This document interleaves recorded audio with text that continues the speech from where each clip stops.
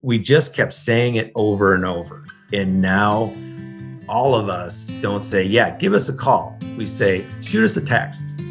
And I think that's the key, is that every person has to say that. Hey there, everybody. It's Dr. Glenn Krieger here with another episode of the Orthopreneurs Podcast. Today, coming to you from snowy West Chicago. No, it's not snowing at all. With Dr. Bob Skopek. Welcome, Bob. Thanks, Glenn. And actually, it was snowing yesterday. Was it really? It was. Wow. And we're recording this on July 18th. That's crazy. Yeah, no, it's normal. That's normal. No, it's not July 18th. You'll just have to figure out when this was. I was joking with him, like, Bob Skopek is about as good of a name as you're going to have if you live in the Chicago area. Like, it's a good name. I like that. But you're all in for a major treat today, because this is a man who's living on the edge of technology. He's a pioneer. He's doing things with technology that we're going to learn about over the next, whatever amount of time. And hopefully some of this will be an inspiration for many of you to push further ahead of where you already are, and for other people to sort of maybe dip their toe in the water based upon your experiences. And so let's start, if you don't mind, Bob, with give us a little update about, 90 seconds or so, elevator speech. How did you end up where you are today?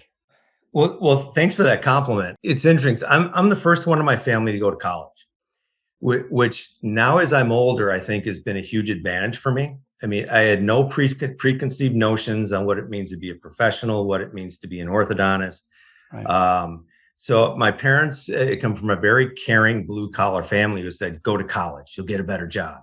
Right. So I went to college. I kind of figured it out. I was a science guy. I thought about med school. I thought about engineering. Dentistry seemed to be a great fit. I practiced general dentistry for a few years. And I always loved the diagnosis and treatment planning more than I loved having a drill in my hand. And I had the grades to get into ortho, and I just love that strategizing and being more the architect than the mechanic. And that's why I went to ortho.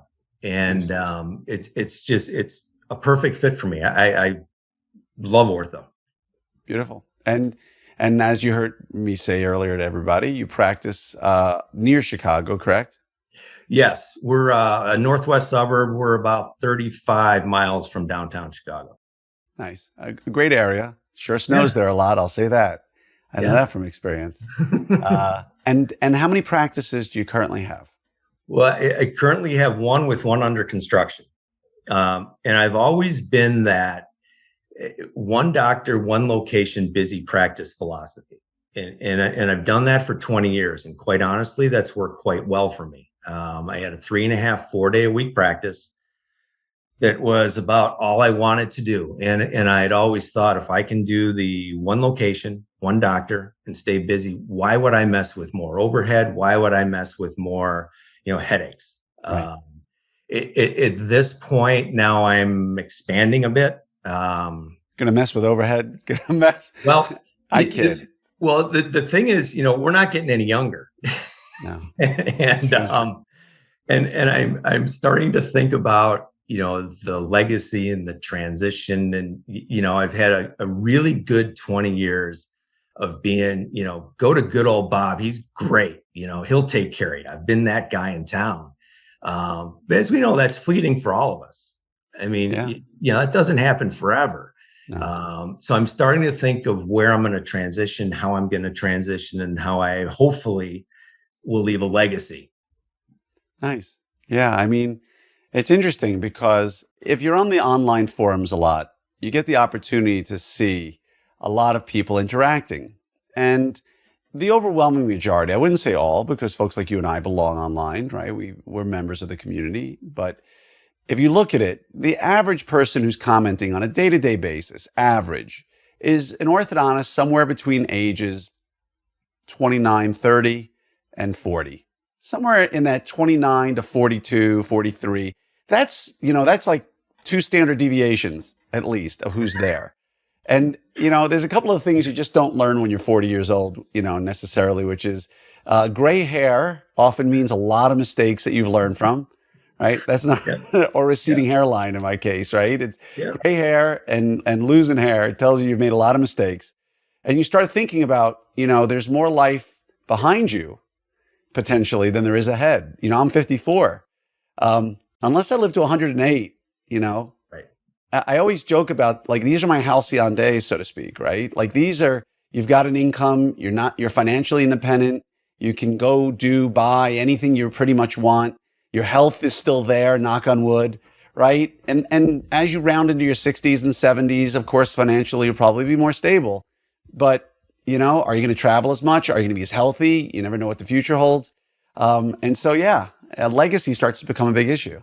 Yeah, and that's the thing. I mean, success means something different to every one of us. And that's, as I've gotten older, my youngest just graduated college about a year ago. Congratulations. So, well, thank you. So not only did I get a raise, but, both of our kids are on their own. And I really feel like I'm personally in that sweet spot in my life where I've done enough that I know a few things, but I'm still young enough that I'm excited about what I do, especially doing things differently now. I mean, I'm more excited now than I was when I started my own. I was a startup in 2000. So I'm in that sweet spot. And I'm like hitting my second childhood, except I'm smarter. And I love that. Love that. I agree. It's interesting. There was a great podcast I was listening to recently by somebody who I really love, Gary Vaynerchuk. He's been a mentor to me. He's given me some great advice. And while he's not for everybody, he made a great point. He's unabashedly honest. He's brutal, but he really does care about people a ton. And one of the comments he made, which I give to my kids now, because his advice I've always given to my kids because he resonates with them. He said, the idea that at 22, you should start figuring out what you want to do for the rest of your life, right? Or even 18. It comes from a time when people retired at 55 or 60, right? You were 22, you worked 30, 35 years, and then you retired and you lived 10, 15 years and you died. And he said the idea that today the average human being in America, at least, is living to almost 80 years of age. Now that's average. That takes into account people who died earlier, people who died later. He says to think that at 22, you need to know what you're doing. At 30, I went back to ortho at 44, right? And so, it's interesting. We start thinking about our second life. And his belief was that the average millennial will have 3 careers, 3 full careers, right? I did mine as a general dentist for 20 years. I'm doing ortho now. I'm 7.5 years into ortho. It wouldn't be unimaginable to me in my 60s if I did 15, 20 years in ortho and then chose to go on to a third career. What you're saying resonates with me a lot, Bob. Well, the interesting thing is I've graduated ortho, finished ortho in 95.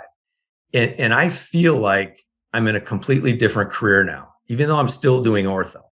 I mean, because when I started, again, it was, the 100 patients a day, lining them up all over the place. I had 11 chairs, braces and wires all day long. I mean, now I'm clear aligner ortho, remote monitoring and outsourcing. And that feels like a completely different career to me, to be honest with you, even though I'm still doing the same technical orthodontic treatment that I always did. And all of this comes back to doing great technical ortho. Don't get me wrong. I mean, I did the entire Pankey curriculum as an orthodontist. I'm very, very attuned to doing good clinical work. But if you want to own your own business, as you know, and what this group's all about, you have to think about running the business. And I feel like I'm in a whole new career now than I was 15 years ago. And It's awesome. Amen. By the way, if this were a drinking game, every time anybody says Pankey, you'd have to have a drink, right? Like, I don't even know if most orthodontists know what the Pankey Institute is, but kudos to you. It was Key Biscayne, I think, right? He's down in Key Biscayne, started by LD Pankey, who is a master. If you haven't read LD Pankey's book, everybody should read LD Pankey's book because it was brilliant in terms of helping people understand the vision, the mission. Can't sell what's not on your shelf. Still remember that one. Mm-hmm. I was a big fan when I was a restorative doc. So way to pull that one out. Appreciate it. And, talking about legacy, last thing I'll mention about that, there was a really great story in the early 60s, late 50s in a column somewhere in, I think, Hollywood. And they were talking about Hugh O'Brien. You ever hear of Hugh O'Brien? No. I never heard of Hugh O'Brien. No. But apparently Hugh O'Brien was an actor, pretty well thought of actor, apparently. But there were they talk about the 5 stages of an actor's career back then. And this for me resonates. And I don't know if it, I mean, again, you've been practicing 20 years. Maybe it means something to you, maybe it doesn't. But what they said was the first stage of your career is, who is Hugh O'Brien, right? Nobody's heard of you. Nobody knows who you are. And you can completely tie this to an orthodontist without question. You know, who is Hugh O'Brien? The second stage of your career is, get me Hugh O'Brien, the next star of our picture, right? Now you're becoming a somebody. Now everybody kind of knows who you are. The third stage was, you're so big and doing what you're doing that they have to say, get me somebody who's a Hugh O'Brien type, right? Like, you know, your practice is so big, you can't get people in for 2-3 weeks. You got to hire more associates or hire more staff, get bigger and bigger. And then it becomes, get me a young Hugh O'Brien, right? Now you're, oh, he's getting older, you know?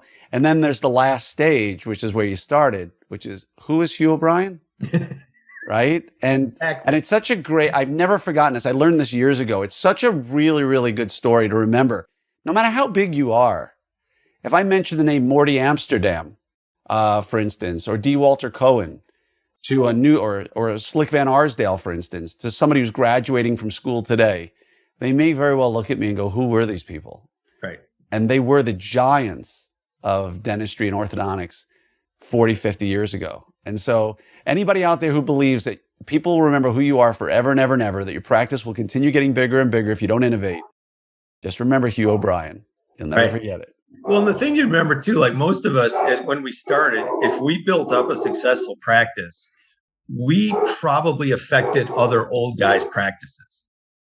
Now I feel like I'm in that position where some young hotshot comes into town. They can affect me at this point. You know, it's great to build this thing, but you're right. It's not going to last forever. It just doesn't. No, human nature is such that, you know, you work so hard to get to where you are. Unless, again, there are exceptions to rules, and I'm sure you're not one of them, where, you know, you took over a $3 million practice that was handed to you. You know, like these monstrous practices somebody gets into. Most people, the overwhelming majority of people, built their practice from either a smaller one or a parent. You brought them in and they built it even bigger, or a sibling. And you work and you work and you work and you work. And then, you know, finally you hit financial independence, and now it's like, well, maybe I'm going to start traveling more. Maybe I'll spend more time with the grandchildren. Maybe I'll spend more. And it's hard. And that's why kudos to you as we get into this next segment, for what you're doing. And I heard you, you know, you mentioned how you're opening, you know, you're going to be opening another practice shortly. I know that. You've transitioned from a team of, what did you say, 15? 15, 16. 11 chairs. Yeah. And now you're working how many? Three staff. And we're working about 2 chairs. Well, maybe 3. 1 working chair with hand pieces, and then 2 chairs with recliners and scanners. Right. So you went from a team of 15 and 11 chairs to a team of 3, and let's call it 3 chairs. We'll go crazy here, right? Yeah. And your revenue dropped by what percentage, Bob? Well, my revenue almost doubled between the big staff and the little staff. Yeah. And there's, again, a lot of technology expense that got added to that. But yeah, my revenue's almost doubled. And I don't know, Tim Ferriss, The 4-Hour Work Week, you know, yeah. I love that book, and I've started to look now at more my income per hour. Right. And my income per hour is so much more than it ever was 10 years ago with that big staff.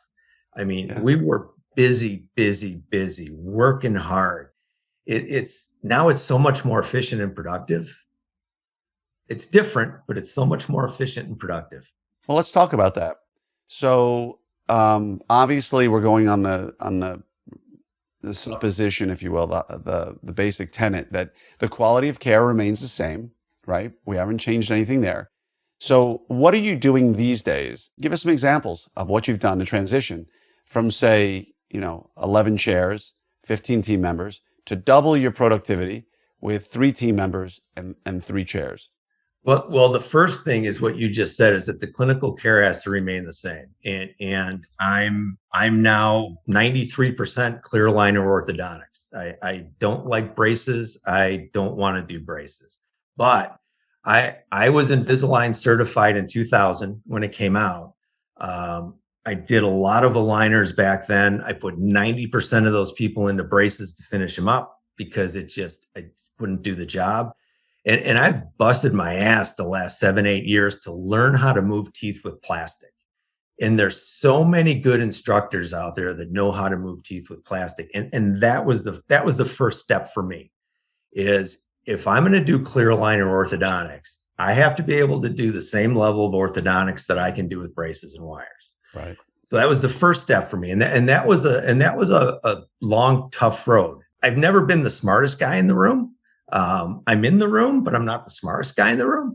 So I learned from all these smart guys about, how to move teeth with plastics. That was the first step. Second step was decreasing the time in the chair. And that's where we started the remote monitoring. And we've done remote monitoring now for a little over 4 years. Okay.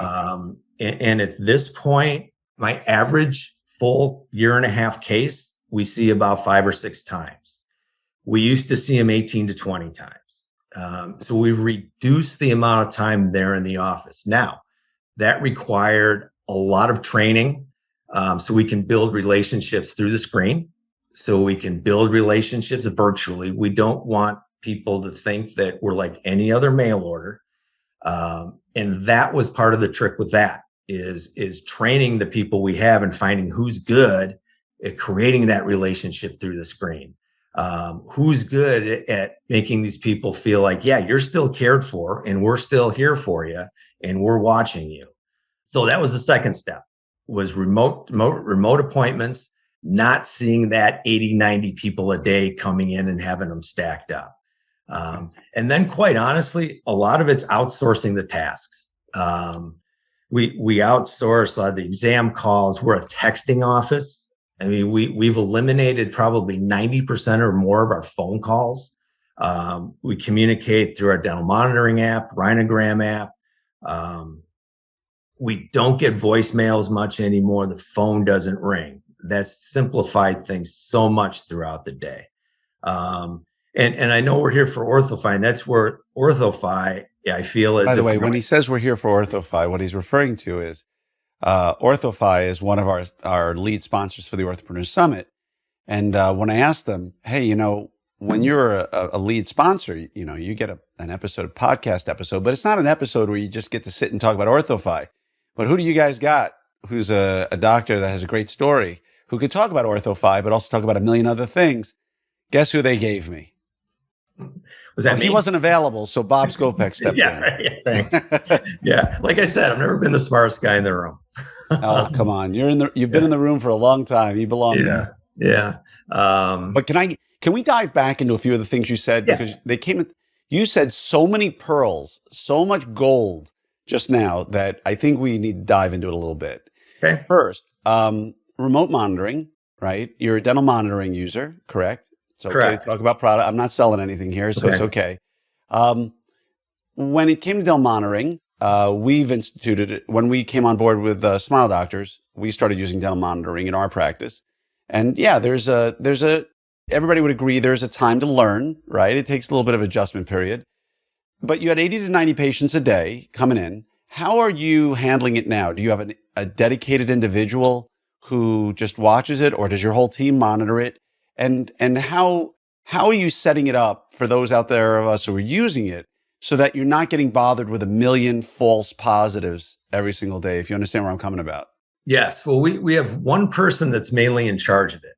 But the other two can do it and they know how to work it. But we have one main, dental monitoring coordinator, the DMC, they want to call it. So she's the lead on it. But when she's on vacation for a week, we can take care of it. I mean, we know what we're doing with it. Okay.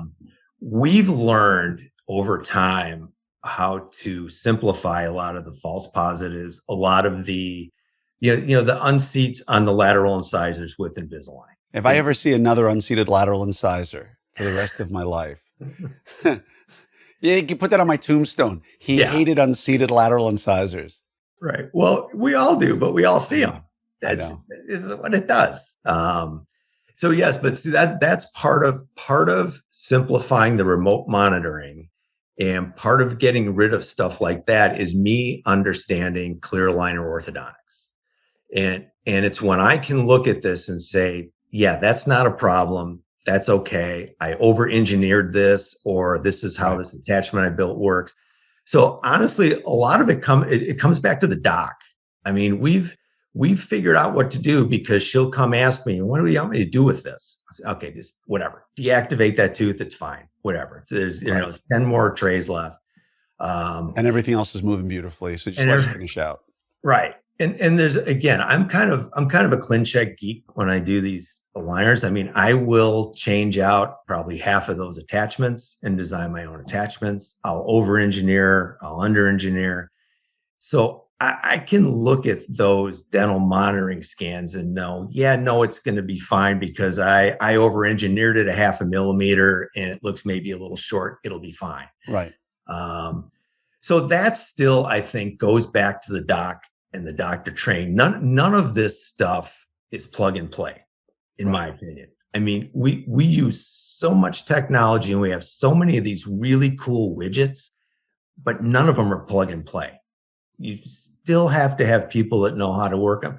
And as the leader and as the doc, you still have to know how to work them, because Exactly. it's up to you. Exactly. Exactly. So you got dental monitoring in place. That certainly helps a ton. You have OrthoFi, which again, I am an OrthoFi user. I have a small financial interest in OrthoFi. I've been using it now for a few years and I love it. What are some of the places in your practice that OrthoFi has streamlined your process and helped you? And then I have a follow-up question. Well, the biggest thing I've found with OrthoFi, and again, I minimize staff so much. And I used to have two financial coordinators and one part-time person that would sit on the phone with insurance companies. And I'm not in network for any insurance companies, but it's still a lot of work and a lot of Hmm. on hold time. We've eliminated that. We used to always, you go to meetings and you do trainings for how to upgrade your systems, how to make your systems better, how to make your processes better. Now I let OrthoFi or dental monitoring, whoever it is, make those systems better, Yep. and then we learn how to use them. So it's standardized, the financial system so much more for me. Yeah. It's just organized it to where, I have a financial coordinator leaves. That's a lot of training and a Yeah. lot of onboarding to get, and the finances are your lifeblood of your practice. Right. Um, But let's be clear here. As OrthoFi users, you still need somebody to oversee the finances a bit. It's kind of like serving an appetizer rather than a 5-course meal. Yeah, 100%. And we still have our treatment coordinator does, yes, still spend some time with it, but it's not nearly as much as it was back when with No, financial coordinators. But yes, you still need a person. It's not plug and play. no. And a lot of what it's done for us is it's organized her a lot better. Things, like the pending and the follow-ups and the ability to do same day starts. But again, it's the ability to do same day starts. OrthoFi doesn't give you same day starts. It's how you use OrthoFi to provide that experience for that new patient that can do things like that. And So and isn't it funny how before I went to OrthoFi, I thought it was all about the slider, like the slider, the slider, the slider. Everything was about the slider. Like the slider is arguably the least important part of our practice. Like patients are going to start or they're not going to start. The start at home feature is really nice. I do like the fact that my TC can follow up with somebody and they ask, hey, we're ready to get started. What do we do next? Says, well, I'm going to send you an email or click that link you had, and instantly from home, maybe they've already been scanned in our office on the first appointment. Click the link, down payment is paid, move forward and get going, right? yeah. The insurance part of it is really, really nice. I love the fact that they do all that. I love the fact they follow up with the finances with the patient and you're notified. I like the data tracking of it is. It's interesting, and I'm less of a data guy than most of you guys. I use my handful of statistics, and that's awesome. I use that. This is a weird thing to say, but I think too much data analysis stifles your creativity, because you're analyzing what's happened, and you're kind of assuming that the way that we did it last year is the way we're going to do it next year. And I struggle with the data analysis more than most do, because yes, I look at obviously production, collection, starts, all that stuff. But the way I'm providing orthodontic care next year will be different than how I did it last year. Exactly. And the year after it will be different than last year. So yes, I like the statistics. I get more than I need, to be honest. I have an accountant that yells at me if something really looks stupid on my financial statements. But yeah, it's just organizes and standardizes our financial system. And I always use the term, with the staff, it's like, we have to be prepared for one of us to get hit by a bus, including me. And I said, if I get hit by a bus tomorrow, I want this practice to do better without me than it did with me. And so we have the systems in place. We try to standardize things so that it's not Bob, it's a business. Right. Yeah. And I asked that question in Orthopreneurs a few weeks ago. Are you a businessman that does ortho, or are you an orthodontist that owns a business? Right? You just gave the answer from your perspective in a very clear, concise way. So people recognize you can look at really good ortho that you're providing as an orthodontist as an outfunction of your business. Mm-hmm. It doesn't have to be, I do ortho, oh, and by the way, I own a business, which you're allowed to do. And why do people always mention a bus? Why can't it be like a garbage truck or a motorcycle, an errant cyclist or something? It's always if I get hit by a bus, I know. A school bus, a city bus, I don't know. Hopefully whatever it is has got deep pockets, right? Yeah. But definitely, it's really interesting to hear how you use this. And last question about what you talked about earlier was, how did you become a texting office? Describe to me what that means and how you transition, because we have a call center and I love the ladies in it and they're amazing, but how do you get away with a texting office?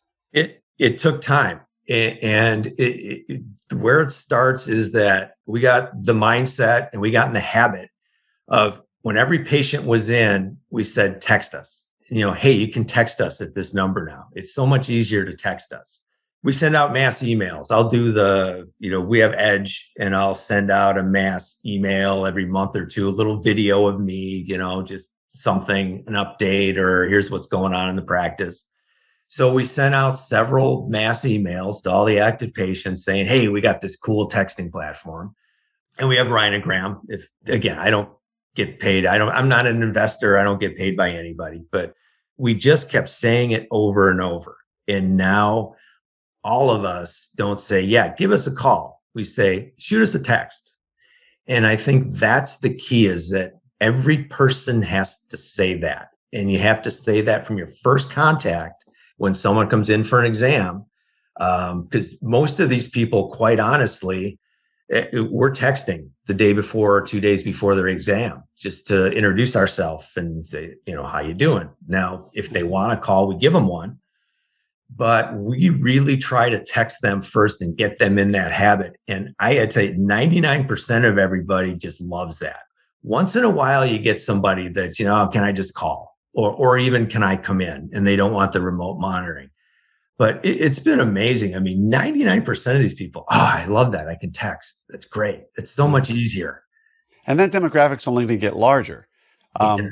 But how do you tackle the pre-new patient TC contact, or do you not do that? And because it seems to me, and what I'm referring to here is what a lot of people, Tracy Martin talks about, Leanne Panici, a lot of people talk about, before your new patient comes in, have your TC reach out and say, hey, Bob, I'm Glenn. I'm Krieger Orthodontics treatment coordinator. We're going to spend some time together in 2 days.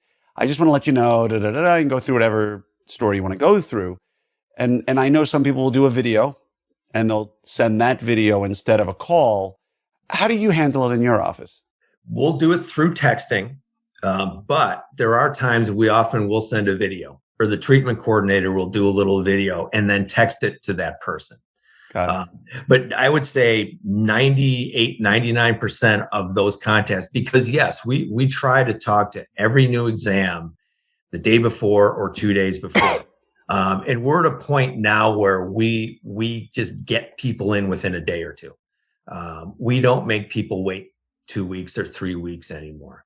So yeah, she'll shoot him a text. Oftentimes she'll do a little video of herself. If I'm there, sometimes we'll do the video with me.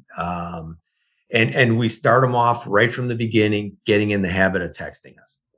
Nice. Do you do remote new patient exams? We do.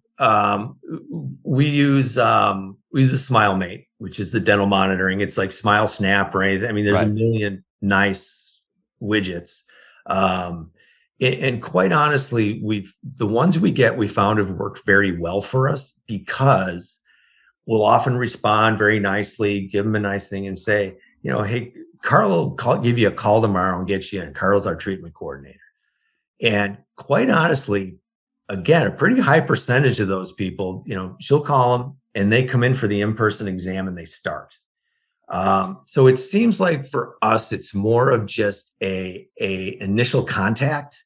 I'm not sure how much we actually sell people on that virtual consult, but it's a great initial contact. We get back to them. She'll talk to them. They decide they like us and they come in. And a lot of people want to do it that way initially. They don't want to have to call you and make an appointment and come sit in your chair initially. If they can do it on their laptop initially, that seems to work great.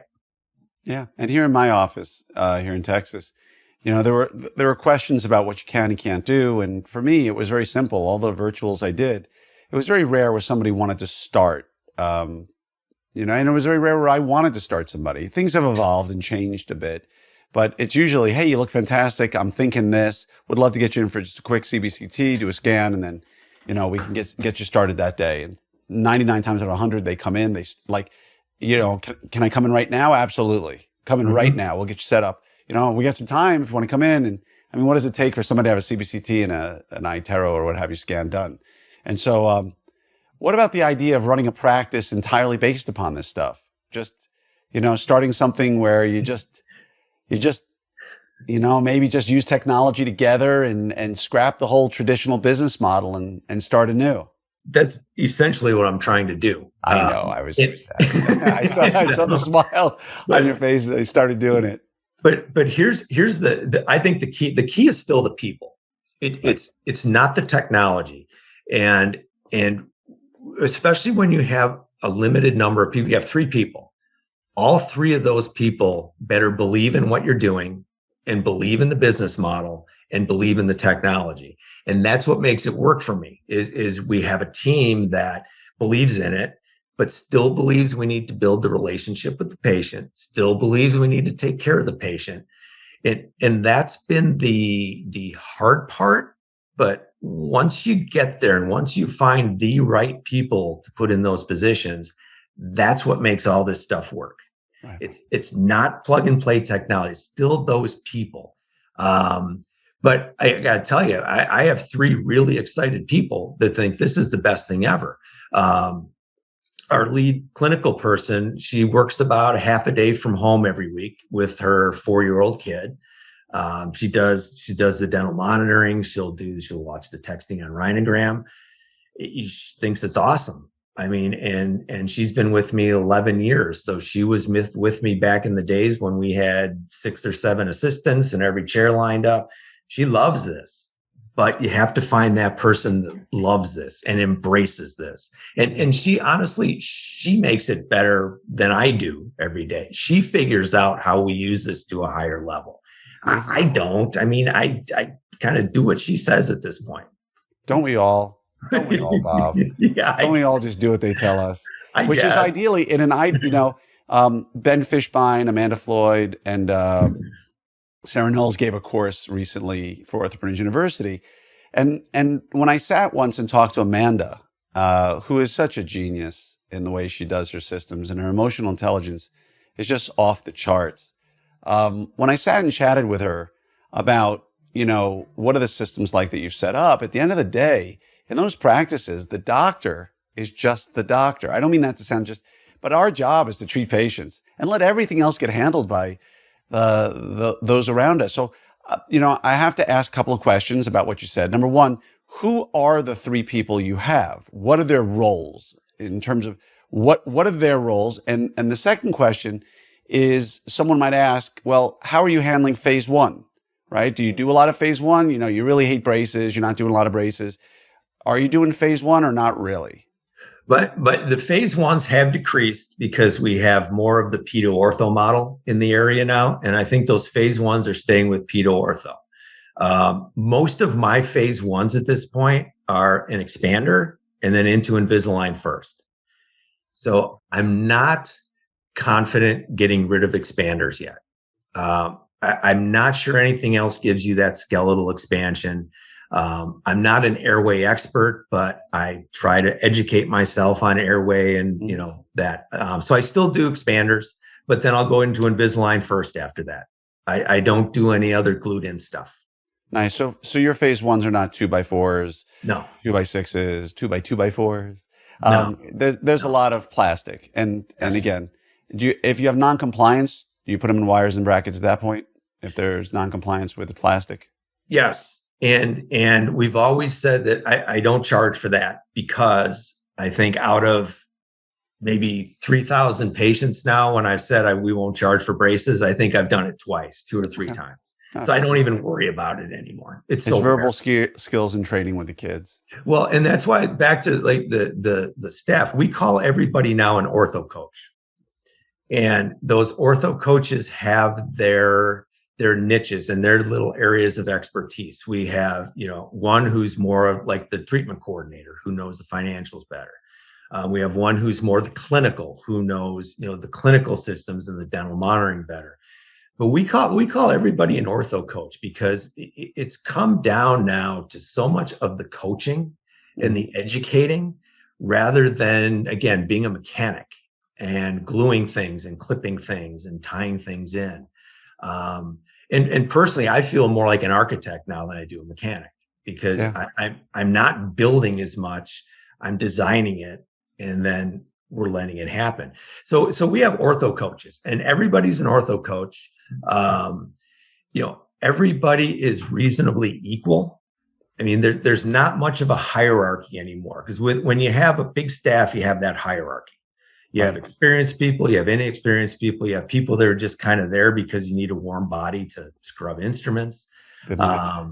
So now we have, you know, and I tell them, I think at some point they're becoming like PAs. It's almost like they're physician's assistants at this point. And everybody's kind of like a physician's assistant, and they're coaching, they're educating, they're building relationships.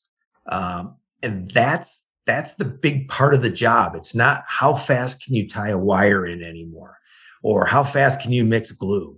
And that's how it always used to be. Yeah, it totally is. Well, I've appreciated the time we've had together. I mean, you've talked about some really amazing things. You know, maybe we'll see you on an Orthopreneurs Summit stage one day, talking about these things. Are you going to be in Austin this year? I'm not going to be in Austin this year. It's breaking my heart, Bob. I'm going to miss this one. Sorry. Yeah, it's okay. And I was telling everybody, this is the best one ever. So I'm sorry you're going to miss it. Yeah, we had all that special Chicago sausage. It's going to be there. Yeah. I kid. No, but you know, you're truly an inspiration in terms of the way you're using the technology, particularly after 20 years in practice. You're certainly by no means an old man, so to speak, but you know, a lot of people get stuck in the way they do things, and it's just nice to see you move this way. Because, like you said, there's so many good people out there teaching aligners. There's so many good people out there teaching things like dental monitoring or how to use OrthoFi effectively. And there's so many people out there who are using them really, really well. And the best news for people listening or watching is that you've got people like Bob, and you've got dozens of other people out there who are also doing it effectively, well, and differently. And that's the beautiful thing is with technology, you can sort of adapt it as little or as much and the way you want it to be. And exactly. If you were talking, which you may be, to a resident who's out there, they're graduating in another couple of months, perhaps, and they're going out into the real world, as a parting gift to them, you're going to give them one piece of advice when it comes to technology and their ortho practice, what would you say to them? Uh, Clear aligners, remote monitoring, and outsourcing. And it's interesting because I've had this conversation with several of them now. And my advice to them is to look at all this technology that's out there, think about how you can create value for your patient and for your customer. And if you can figure out how this widget can make a better experience for your patient, it's going to probably be a great thing for you, and use that, and how it's going to make your life easier. If you can't figure that out, don't buy it. Right. Because just because it's cool doesn't mean it's going to help you. So that's my advice. Yeah, it's great advice. And so residents out there, pay attention, and younger docs, and even older docs like me, right? There's a lot to be learned here. I want to say thank you from the bottom of my heart for your time today, Bob. And however we see each other, I will pick your brain even more. So thanks for being here. Well, thank you. It's been fun. Thanks, Len. My pleasure.